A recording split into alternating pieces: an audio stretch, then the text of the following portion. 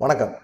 தாவேகளம் பார்த்தீங்கன்னா, முதன்மை தேர்தல் கண்காணிப்பாளர், இணை கண்காணிப்பாளர்ன்னு சொல்லி ஒரு நியமனம்லாம் பண்ணி விஜய் வந்து ஒரு அறிக்கைய வந்து வெளியிட்டிருக்காரு. இதன்படி பார்த்தீங்கன்னா, தாவேகாவும் தேர்தலுக்கு தயாராகிடுச்சு அப்படிங்கிற மாரி தான் தெரியுது.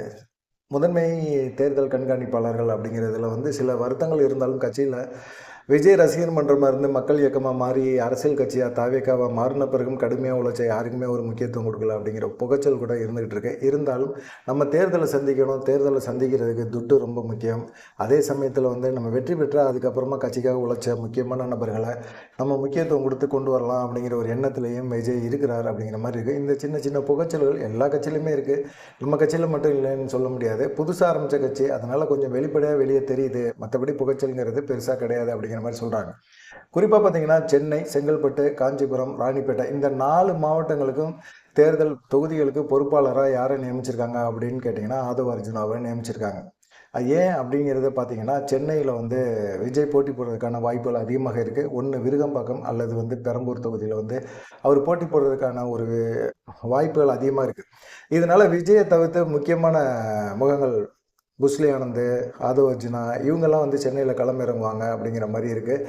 அதனால் இந்த பொறுப்புகளை ஆதவ் அர்ஜுனா கையில் கொடுக்கலாம். ஏன்னா அவர்கிட்ட வந்து மணி இருக்குல்ல, அது இருக்குது. அப்புறமா பார்த்தீங்கன்னா அவர் அப்புறம் வாய்ஸ் ஆஃப் காமர்ஸ்னு வச்சுருக்கிறாரு. நிறைய விஷயங்களை இது பண்ணுறாரு. ஆட்கள் நிறையா இருக்குது. அதெல்லாம் வச்சு அவர் வந்து கட்சிக்காரங்களை ஒருங்கிணைச்சு எப்படியாவது வெற்றி பெறதுக்கான ஒரு சூழ்நிலை வைப்பார். அடிக்கடி மீடியாக்களில் வந்து பேசுவார்.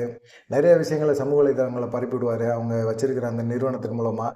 அதனால் பார்த்தீங்கன்னா ஆதவ அர்ஜுனாவுக்கு ஒரு முக்கியத்துவம் கொடுத்துருக்குறாங்க. சரி, ஆதவ அர்ஜுனாவுக்கு முக்கியத்துவம் கொடுத்துருக்காங்கிறதுல ஆதவ அர்ஜுனா கொஞ்சம் சந்தோஷம்தான். அதை தாண்டி பார்த்தீங்கன்னா நீலகிரி, கோவை, ஈரோடு, திருப்பூர் இந்த மாதிரி கொங்கு பெல்ட் ஃபுல்லாகவும் சரி, அதை தாண்டி தருமபுரி, கிருஷ்ணகிரி இதெல்லாம் செங்கோட்டையன் கையில் பொறுப்பாளராக செங்கோட்டையன் ஆதரவாளரான சத்யபாமா கையில் கொடுக்கப்பட்டிருக்கு. ஒட்டுமொத்தமாக தேர்தல் பொறுப்பாளர் அப்படிங்கிறதுல வந்து ஆனந்தும் ஆதவ் அவங்க 2 பேரும் இருக்காங்க. இவங்களோட சேர்ந்து செங்கோட்டையனும் செயல்படுவார் அப்படிங்கிறது இருக்குது. இதில் வந்து சத்யபாமாவுக்கு இத்தனை தொகுதிகளையும் ஒதுக்கி கொடுத்துருக்குறாங்க. செங்கோட்டையனோட ஆதரவாளர் அப்படிங்கிறதுனால முக்கியத்துவம் கொடுத்துருக்காங்க. கொங்கு பெல்ட்டை பொறுத்த வரைக்கும் செங்கோட்டையன் அமைப்பு செயலாளராக இருக்கார். அதனால தான் சத்யபாமாவுக்கு இவ்வளோ முக்கியத்துவம் கொடுத்துருக்காங்க அப்படின்னு சொல்கிறாங்க. கண்டிப்பாக அவங்க அதிக கவனம் செலுத்துவாங்க. தாவேகா வெற்றி பெறதுக்கான ஒரு முயற்சியை எடுப்பாங்க அப்படின்னு சொல்கிறாங்க. அதுக்கு அப்புறமா அருண்ராஜ் வந்து என்ன நினைக்கிறார் அப்படின்னா, சேலத்தில் வந்து தனக்கு முக்கியத்துவம் வேணும். ஏன்னா சேலம் அவருடைய தொகுதி. அதனால சேலத்தில் தனக்கு முக்கியத்துவம் வேணும் அப்படின்னு நினச்சாரு. செங்கோட்டையன் கொங்கு பெல்ட் ஃபுல்லாகவே வந்து கைப்பற்றலாம் அப்படின்னு நினச்சாரு அமைப்பு செயலாளர் அப்படிங்கிற முறையில். ஆனால் வந்து விஜய் வந்து அருண்ராஜுக்கும் ஒரு முக்கியத்துவம் கொடுக்கணும் அப்படின்னு சொல்லிட்டு தான் கொஞ்சம் அமைதியாக இருந்தார். இப்போ சேலம் சேர்த்து நாமக்கல் இந்த 2 சட்டமன்ற தொகுதிகளுக்கும் பார்த்தீங்கன்னா அருண்ராஜ் தான் பொறுப்பாளர் அப்படிங்கிற மாதிரி சொல்லியிருக்காங்க. விஜய்க்கு ரொம்ப நெருக்கமானவர் அப்படிங்கிற மாதிரி இருக்குது. 2 தொகுதியை ஒதுக்கி அவரை ஏன் குறுக்கிட்டீங்க அப்படிங்கிற மாதிரி எல்லாருமே யோசிக்கிறாங்க. நாமக்கல்லில் வந்து தான் அவர் போட்டி போட போகிறாரு. அவர் போட்டி போட்டு ஜெயிக்கட்டும், அதுக்கப்புறமா பார்த்துக்கலாம் அப்படிங்கிற மாதிரி இருக்குது. ஏன்னா சத்யபாமாலாம் கட்சியில் புதுசாக வந்து சேர்ந்தவங்க, இப்போ செங்கோட்டையனோட வந்து சேர்ந்தவங்க. திடீர்னு அவங்களுக்கு 6 மாவட்டங்கள் கொடுத்துருக்கீங்க.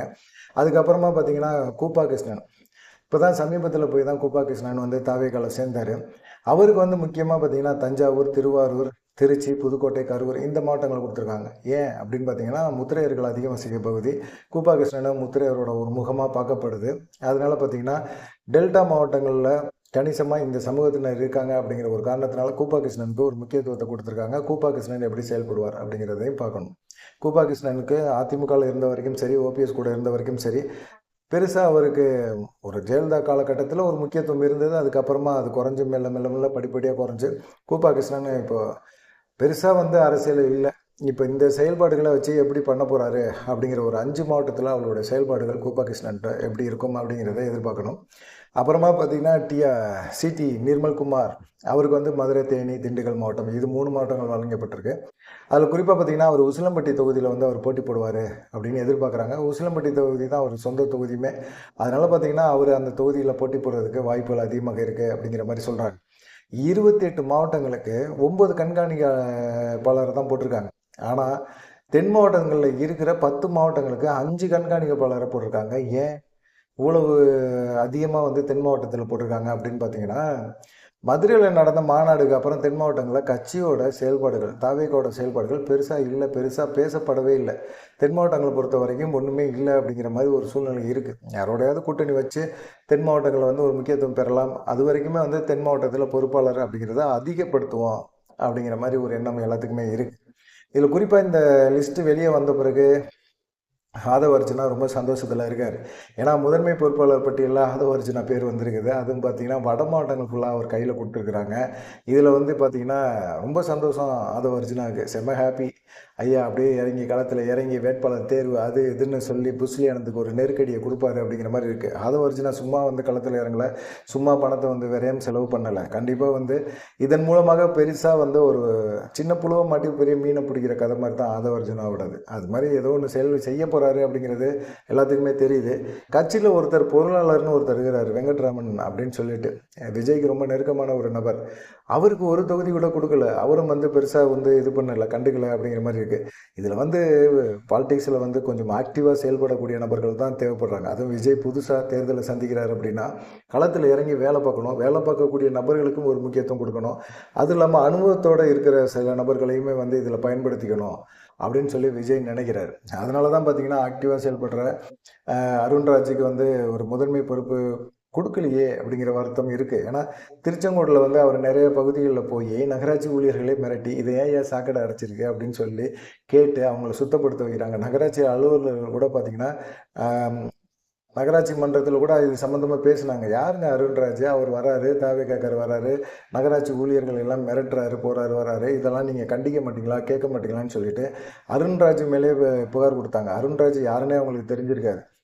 அதனால் அவங்க வந்து அந்த மாதிரி பேசுகிறாங்க, இவங்கெல்லாம் பேசுகிறது தப்புங்க அப்படிங்கிற மாதிரிலாம் கேட்க வச்சாங்க. அதே போல் பார்த்திங்கன்னா இப்போ ஆதவ அர்ஜுனாவுக்கு ஒரு முக்கியத்துவம் அப்படிங்கும்போது இது புஸ்லி ஆனந்துக்குமே ஒரு மிகப்பெரிய ஒரு நெருக்கடியை கொடுக்கும். அது கண்டிப்பாக கொடுக்கும். ஆனால் புஸ்லி ஆனந்தோட ஆலோசனை கேட்டு தான் எல்லாமே செயல்படணும். அது ஒரு இருந்தாலும் பார்த்திங்கன்னா ஆதவ அர்ஜுனா தனிப்பட்ட முறையில் சில முடிவுகளை எடுக்கலாம். வேட்பாளர் தேர்வில் கூட முடிவுகள் எடுக்கலாம். ஏற்கனவே வந்து ஆதவ அர்ஜுனா ஒரு தனியாக ஒரு வேட்பாளர் பட்டியலை கொண்டு போய் கொடுத்தாரு விஜய்கிட்ட. அப்போ கூட புஸ்லி ஆனந்துக்கும் ஆதவ அர்ஜுனாவுக்குமே ஒரு சண்டை வந்துச்சு. எப்படி பொதுச்செயலாளர்னு நான் இருக்கேன், உங்களுடைய வேட்பாளர் பட்டியலை யார்கிட்ட கொடுக்கணும், நீங்கள் என்கிட்ட தான் கொடுக்கணும்.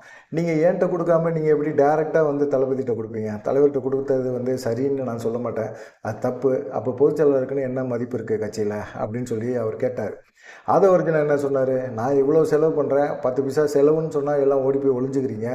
நான் செலவு பண்ணுறேன், கட்சிக்காக நான் செலவு பண்ணும்போது நான் வந்து என்னுடைய விசுவாசிகளுக்கு ஒரு முக்கியத்துவம் கொடுக்குற மாதிரி நான் ஒரு லிஸ்ட்டை தயார் பண்ணணும்ல, நீங்கள் அதெல்லாம் கழிச்சு கட்டினீங்கன்னா நான் டேரெக்டாக தளபதிகிட்டே பேசிக்கிறேன் அப்படிங்கிற மாதிரி அவர் பேச ஆரம்பித்தார். இதில் புஸ்லி ஆனந்துக்கும் ஆதவுக்குமே கொஞ்சம் கஷ்டம். இப்போ இந்த முதன்மை பொறுப்பாளர் லிஸ்ட்டில் வந்து ஆதவ அர்ஜுனா பேர் வந்தோன்னே அவருக்கு ரொம்ப ஹாப்பி ஆகிட்டார். இதுக்கு இடையில ஜான் ஆரோக்கியசாமி தான் ஆதவ அர்ஜுனாவுக்கும் ஜான் ஆரோக்கியசாமிக்கும் ஒரு நெருக்கம் இருக்குது. ஜான் ஆரோக்கியசாமி என்ன சொல்கிறாரோ அதை விஜய் கேட்பார் அப்படிங்கிற ஒரு சூழ்நிலை உருவாகி போச்சு. இப்போ புஸ்லி ஆனந்து என்ன பண்ணுறதுன்னே தெரியாமல் இருக்கிறார். அவர்கிட்ட இனிமேல் யார் ஆலோசனை பண்ணி யார் வந்து அவர் பேச்சை கேட்க போகிறாங்க அப்படிங்கிற மாதிரி இருக்குது. குறிப்பாக பார்த்தீங்கன்னா இதில் அருண்ராஜ் கூட ரொம்ப அதிருப்தி, 2 மாவட்டங்களை கொடுத்துருக்கீங்க அப்படிங்கிற மாதிரி ஒரு எண்ணம் அவருக்குமே இருக்குது. தென் மாவட்டத்தில் கட்சிக்காக உழைச்ச நிறைய நபர்களுக்கு வந்து முக்கியத்துவம் கொடுக்கல, முதன்மை பொறுப்பு கொடுக்கல அப்படிங்கிற ஒரு எண்ணம் இருக்குது. இருந்தாலும் இந்த சின்ன சின்ன புகைச்சல்களை தாண்டி தாவேகா கொஞ்சம் செயல்படும், கண்டிப்பாக செயல்படும் அப்படின்னு சொல்கிறாங்க. பார்க்கலாம் எப்படியெல்லாம் செயல்பட போகுது. தாவேகா தென் மாவட்டங்களையும் சரி, எல்லா மாவட்டங்களையும் சரி, இந்த முதன்மை பொறுப்பாளர்கள் பதவி கொடுத்ததுலேருந்து பார்த்திங்கன்னா சின்ன சலசலப்பு தாவேகாக்குள்ளே இருக்குது அப்படிங்கிறது நம்பி தான் ஆகும். நன்றி, வணக்கம்.